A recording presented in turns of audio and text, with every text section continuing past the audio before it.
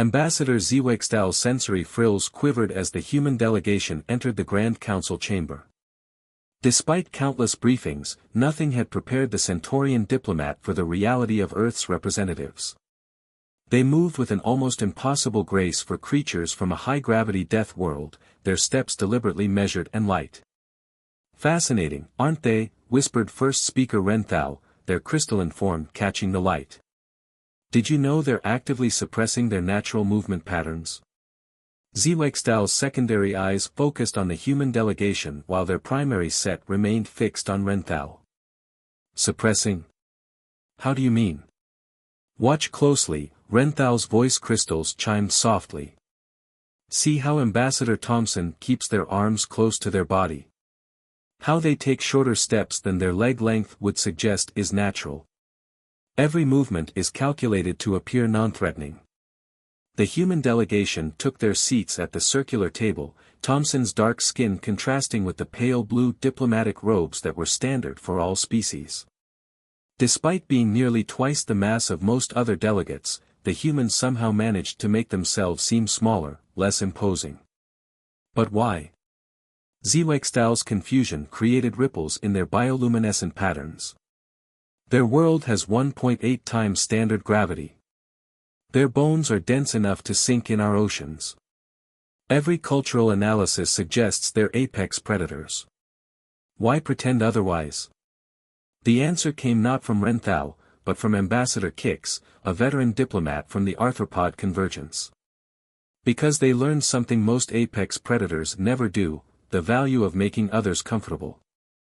As if to demonstrate this point, Ambassador Thompson was carefully adjusting their chair to avoid looming over the smaller Mazari delegate beside them. The motion was smooth, natural, yet Zwextal's trained diplomatic eye could see the careful control behind it. The first session of the Galactic Council with human representatives proceeded with remarkable smoothness. Thompson spoke in measured tones, their voice modulated to avoid startling more sensitive species. They presented Earth's credentials with steady hands that Zwextal knew could bend metal in the higher gravity they evolved in. During the mid-session recess, Zwextal observed something even more intriguing. A young Flutterkin diplomat, notorious for their species' anxiety around larger beings, accidentally collided with Ambassador Thompson in the refreshment area. Instead of the diplomatic incident Zwextal feared, Thompson somehow managed to make themselves appear even less threatening, crouching down to the Flutterkin's eye level while helping collect scattered datapads. "I apologize for my mass," Thompson said with what Zwextal was learning to recognize as a human smile. These corridors were clearly designed for more sensibly sized species. The Flutterkin's wing fronds, which had been trembling in fear, gradually stilled. By the end of the interaction, they were actually laughing at what appeared to be a human joke about gravitational differences. Later, in the private diplomatic observation lounge, Zwextal reviewed the session recordings with growing fascination. "They're like, what's that Earth creature? The one they keep as companions?" "Dogs," suggested Kix, their mandibles clicking thoughtfully. "No, that's not quite right. Dogs are openly friendly.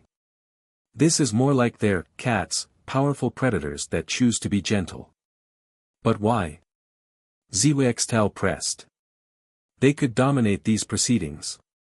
Their industrial capacity alone, precisely because they could," interrupted a new voice. Ambassador Rtho, the eldest of the diplomatic corps, glided into the observation lounge on their gravity pad. "That's what makes humans unique among apex predators, biological or cultural. They understand that constant displays of strength often indicate weakness." The gathering of diplomats fell silent, watching the main screen where Thompson was now expertly mediating a trade dispute between two traditionally hostile species. Their powerful frame was arranged in what Zwextal now recognized as a deliberately non-dominant posture, their considerable diplomatic influence wielded as delicately as their physical strength. "Mark my words," Rtho continued, their ancient eyes fixed on the scene. "This marks a new era in galactic diplomacy. The humans aren't just playing at being diplomatic, they've made an art form of voluntary restraint. They're teaching us that true strength lies not in the ability to dominate, but in the choice not to. As if to emphasize this point, the recording showed Thompson deftly deflecting an aggressive comment from one of the disputing parties, their response firm but delivered with such careful politeness that the aggressor was left with no choice but to back down gracefully. Although, Kix added, their mandibles twitching in what passed for amusement among their species, I wouldn't recommend testing the limits of their patience. I've reviewed their historical records. Their politeness has very definite limits. Zwextal's frills rippled in agreement as they continued to watch the humans practice their peculiar combination of strength and voluntary gentleness. It was becoming clear that humanity's addition to the Galactic Council would change far more than just the gravitational compensation settings in the diplomatic quarters. The real question was, how long would it take for someone to mistake their diplomatic courtesy for weakness? And more importantly, what would happen when they did? The Drachnid Collective's delegation arrived 3 standard months after humanity's introduction to the Galactic Council. Their entrance to the diplomatic quarter caused quite a stir, not for their impressive array of natural weapons or their intimidating size, but for their openly dismissive attitude toward the human representatives. Such fragility, Ambassador Xoth of the Drachnids rumbled during their first encounter with Ambassador Thompson, their barbed tail swaying in what most species recognized as a challenge display. To think they let Softworlders into the council now. Thompson's response was characteristic of human diplomatic practices, a slight smile, a carefully measured step backward to give the Drachnid more personal space, and a polite nod. We're honored to learn from species with such rich military traditions as the Collective, they said, their voice modulated to its most soothing frequency. Zwextal, observing from their usual spot in the diplomatic lounge, noticed something their fellow diplomats missed. Thompson's retreat hadn't been submission, it had placed them in perfect position to access 3 different exits while maintaining clear sightlines to all Drachnid delegates. Remarkable, first speaker Renthal chimed softly. Did you catch that muscle tension shift? No. Zwextal admitted, their frills rippling with curiosity. Watch the recording again, Renthal suggested, their crystalline form refracting light in patterns of academic interest. Focus on the human's weight distribution. The replay showed what Zwextal had missed, in the split second before Thompson stepped back, their posture had shifted minutely. Despite their diplomatic smile and relaxed expression, they had moved into what human martial archives would classify as a ready stance. The next few weeks brought increasing tensions. The Drachnid delegation seemed determined to provoke a response from the humans, testing their legendary politeness with increasingly bold violations of diplomatic protocol. Yet each time, the humans responded with the same measured courtesy. They're planning something, Xoth declared during a private session of the Security Council. No species this physically capable shows this much restraint unless they're hiding their true intentions. Ambassador Kix's mandibles clicked in what the more experienced diplomats recognized as exasperation. Perhaps, they suggested, they simply see no need to prove what everyone already knows they're capable of. The turning point came during the annual Species Capability Exhibition, a tradition meant to showcase each member species' unique contributions to galactic society. The Drachnid presentation had been particularly militant, featuring demonstrations of their natural weapons and combat capabilities. When it was Earth's turn, Thompson simply played a recording of a human children's orchestra performing classical music. This is an insult. Xoth thundered, tail spikes fully extended. You mock these proceedings with such weakness. Thompson's response was delivered in the same carefully modulated tones they always used, but something in their posture made several of the more perceptive diplomats edge away from the confrontation. Ambassador Xoth, Thompson said pleasantly, have you ever wondered why humans spend so much time and effort learning to play music? They gestured to the screen where young humans were coaxing complex melodies from delicate instruments. These children are learning to control muscles capable of crushing those instruments to dust. They're practicing the art of restraint, of using strength with precision rather than power. The chamber fell silent as Thompson continued, their smile never wavering. Every human you meet, Ambassador, is constantly practicing this same control. When we adjust our stride to match yours, when we modulate our voices to avoid startling sensitive species, when we carefully calculate the pressure of a diplomatic handshake, we do this not because we must, but because we choose to. Pretty words, Xoth scoffed, but there was a new uncertainty in their posture. Yet words are all you seem capable of offering. Thompson's smile shifted subtly. Would you prefer a different kind of demonstration, Ambassador? The way they said it, still perfectly polite, still absolutely correct in diplomatic terms, sent a shiver through the assembled diplomats. For the first time, many of them understood what RTHL had meant about humanity's patience having limits. Xoth, displaying more wisdom than they had shown in previous weeks, chose to back down. Your musical demonstration is noted, Ambassador Thompson. As the tension gradually dissipated, ZYXTAL noticed something that would later be included in all diplomatic training materials regarding human interaction. Thompson had never moved from their relaxed posture, had never raised their voice, had never made anything that could be interpreted as a threat. Yet somehow, they had managed to make an entire chamber of hardened diplomats acutely aware of exactly why humans' home world was classified as a death world.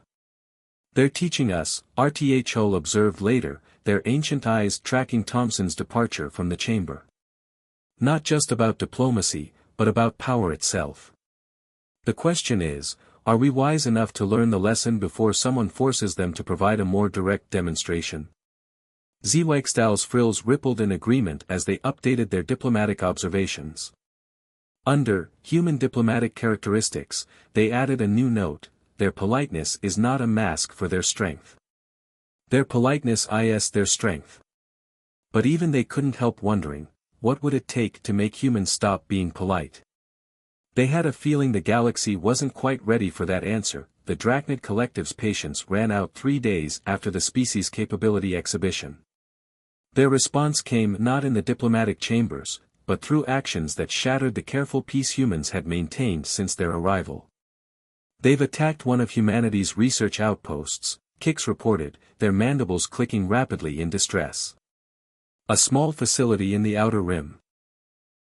No warning, no declaration of hostile intent. The diplomatic chamber erupted in chaos. Species representatives chittered, hummed, and flashed warning colors as they processed this violation of council law. But all fell silent when Ambassador Thompson entered the chamber.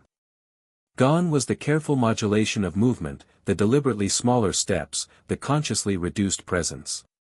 Thompson walked with their natural gait for the first time since joining the council, and the difference was stunning.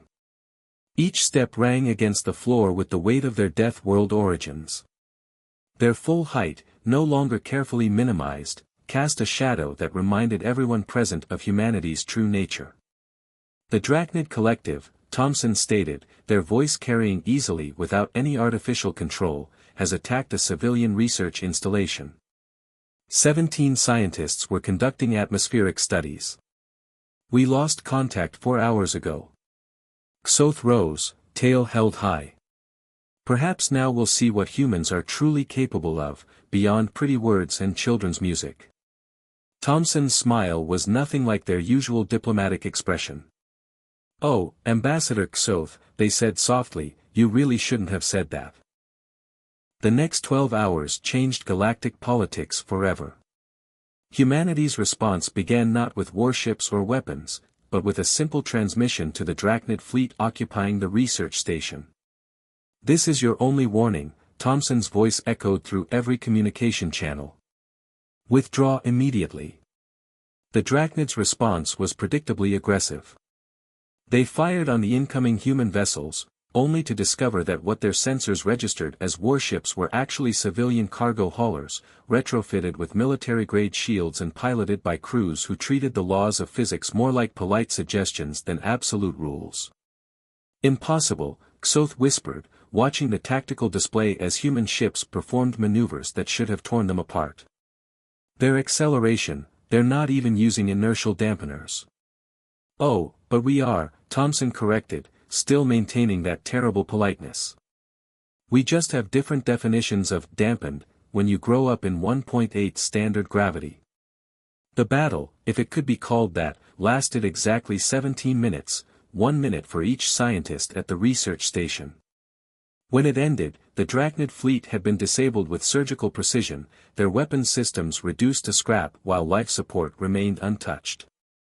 You see, Thompson explained to the stunned council, those children playing classical music.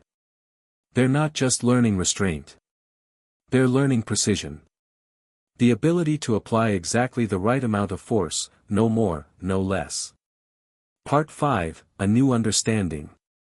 In the aftermath, as the Drachnid Collective signed new diplomatic agreements with hands that trembled slightly, the galactic community underwent a fundamental shift in perspective. Humanity's position in the Council changed, not because they had demonstrated their military might, but because they had shown why they chose politeness in the first place. It's remarkable, Zyxtal observed during the renegotiation of the Collective's diplomatic status. They're already back to their careful movements, their measured voices.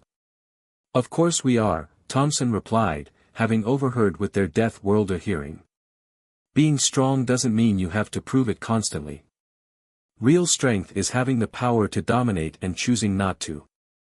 The human delegation resumed their precise diplomatic dance, their carefully calculated gestures and deliberately gentle interactions. But now everyone understood, this wasn't a facade or a deception. It was a gift, offered freely to species that had evolved in gentler worlds. RTHO, summarizing the events for the Council archives, perhaps said it best, humanity's greatest weapon isn't their physical capabilities or their military prowess. It's their understanding that true civilization is built not on the ability to exert force, but on the wisdom to know when not to. In the years that followed, human diplomatic protocols became standard training for all Council species. Not because everyone could match their physical capabilities, but because they had demonstrated a universal truth: real power lies not in showing strength, but in having the confidence to be gentle. As for Ambassador Thompson, they continued their diplomatic duties with the same careful courtesy as always. If sometimes that courtesy carried a weight it hadn't before, well, that was just another lesson in the art of human diplomacy. You know what truly terrifies me? Xoth confided to Zyxtal months later, their tail now kept carefully lowered in diplomatic spaces. Not their strength, not their ships, not even their ability to rewrite physics when it suits them. Oh. It's that they're going to keep being polite to us, keep being gentle and careful and precise in their movements and words. And now we all know exactly how much effort that takes, and exactly why we should be grateful for it. Zyxtal's frills rippled in agreement as they watched Thompson delicately adjust their stride to match a newly arrived ambassador from a low-gravity world. In the end, humanity's greatest diplomatic victory hadn't been demonstrating their strength. It had been showing the galaxy why they chose not to.